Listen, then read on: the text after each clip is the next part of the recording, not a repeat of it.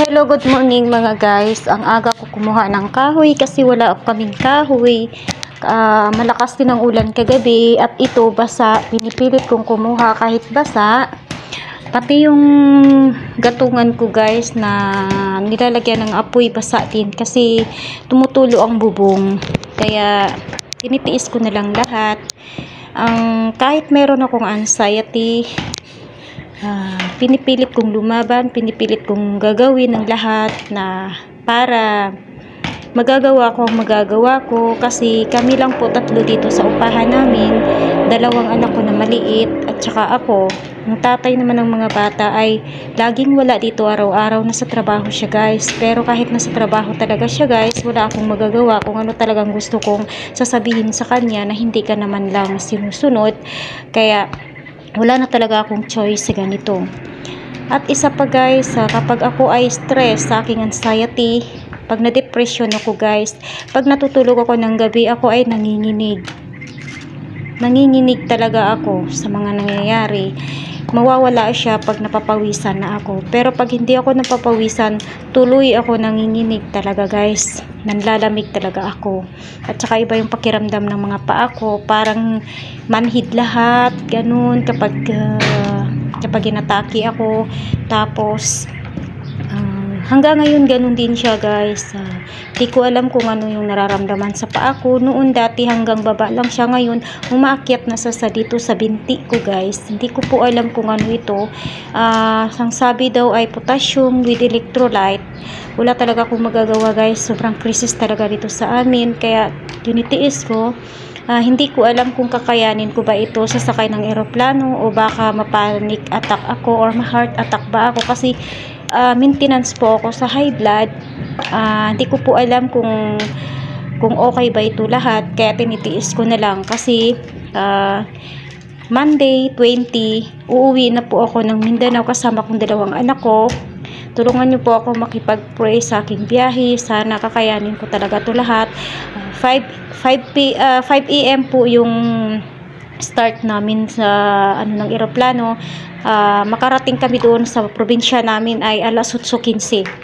Ilang oras ang biyahe, sana kayanan ko po ito lahat para makarating ako sa aking mga pamilya, sa mga kapatid ko guys, kasi nandito ako sa Pampanga ngayon dahil nangungupahan kami. Nandito kasi yung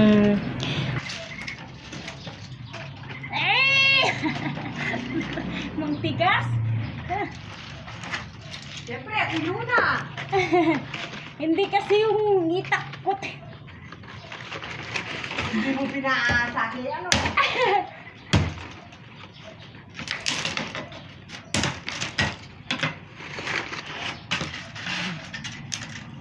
Kahoy! Kasi umuulan kagabi. Yung mga bata kagabi takot na takot sa kulog. At saka brown out pa.